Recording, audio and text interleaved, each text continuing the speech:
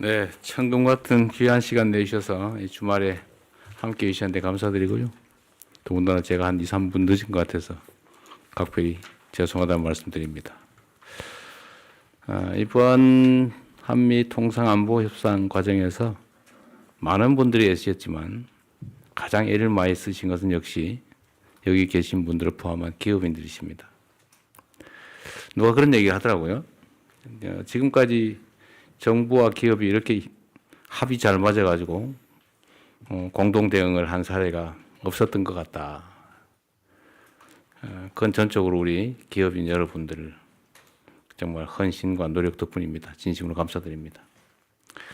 이게 잘 아시겠지만 우리가 뭔가를 새롭게 획득하기 위한 그야말로 능동적이고 적극적인 협상이었으면 어떤 결과가 나더라도 즐거운 일이었을 텐데 이 안타깝게도 국제 질서 변경에 따라서 불가피하게 우리가 수동적으로 응할 수밖에 없는 상황의 협상이어서 어쨌든 좋은 상황을 만들기보다는 나쁜 상황을 만들지 않는 게 최선이었기 때문에 매우 어려운 과정이었다는 건 여러분도 잘 아실 것 같습니다.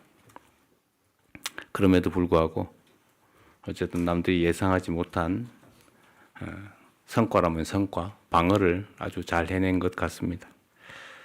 이제 앞으로가 더 중요하겠죠. 제가 자주 말씀드린 것처럼 국민들이 먹고 사는 문제만큼 중요한 게 없고 이 경제 문제를 해결하는데 천병은 기업이죠.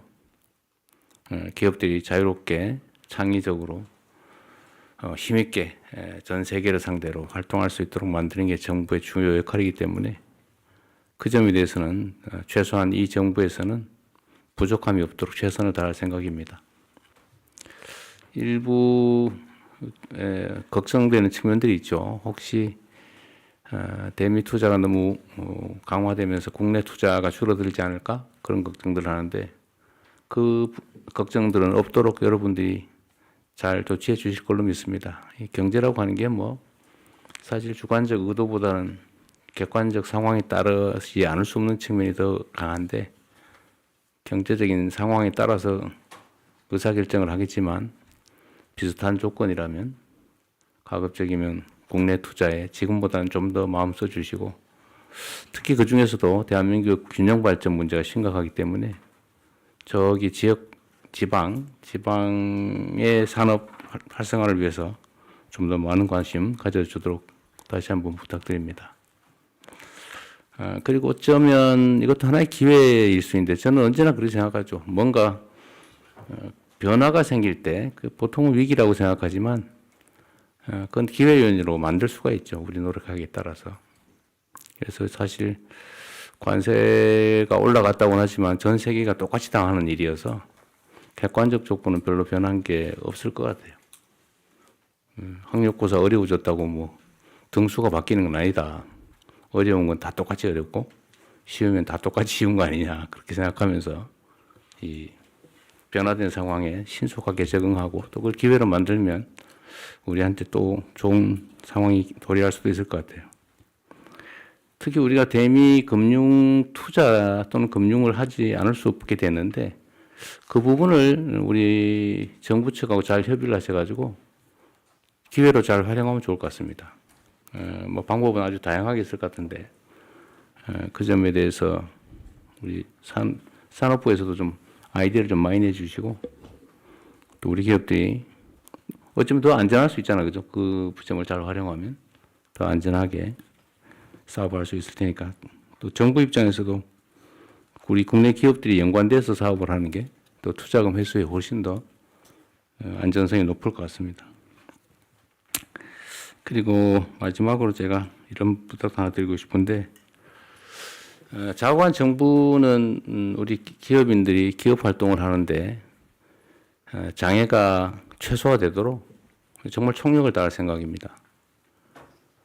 이게 친기업, 반기업 이런 소리 하는데 그것은 무슨 의미가 있어요? 제가 세금 깎아달라 이런 얘기는 별로 안 좋아하긴 하는데 저는 그런 생각이 가끔 들거든요. 세금을 깎아가면서 사업을 해야 될 정도면 사실 국제 경쟁력에 문제가 있다. 물론 기본적으로 그게 바람직하긴 하지만 그러나 국내 재정 수요도 감당을 해야 되고, 그래서 그런 것보다는 여러분께서 정말 필요한 예를 들면 제일 큰 게 규제 같아요. 예를 들면 규제 완화 또는 해제, 철폐 중에서 가능한 거가 어떤 게 있을지를 실질적으로 좀 구체적으로 지적해 주시면 제가 신속하게 정리해 나갈 겁니다. 뭐든지 할 수 있는 건 다 할 테고, 뭐든 재정 투자도 마찬가지고, R&D 개발 또는 위험 영역에 투자해서 우리 재정이 후순위 뭐 채권을 발행하는 걸 우리가 인수한다든지, 하여튼 손실을 선순위로 감수한다든지 뭐 이런 새로운 방식들도 저는 얼마든지 도입할 수 있다고 생각해요. 그래서 모험적인 투자를 좀 과감하게 할 수 있도록 어떤 그런 방식도 동원해 볼 생각입니다. 자, 또 한 가지 말씀드리고 싶은 거는 이게 어쩔 수 없는 측면이긴 한데 저는 노동과 경영이 양립할 수 없다고 생각하잖아요. 대립적이지 않다. 근본적으로 노동 없이 기업하기도 어렵고 기업 없이 일자리 노동이 존립할 수도 없는데 상호 보완적이고 상생적인 요소가 언제부터인가 너무 적대화되고 있는 것 같아요. 또 한편으로 제가 노동계에도 비슷한 얘기를 합니다만 기업 측면에서도 임금 착취라는 소리를 들어가면서 노동 비용을 줄여서 국제 경쟁력을 가질 수 있겠냐. 그런 점은 한번 생각해 볼 필요가 있을 것 같습니다. 특히 첨단 산업, 첨단 기술 산업 같은 경우는 뭐 사실 역량이 문제지 인건비 액수 차원의 문제는 아닌 것 같아요.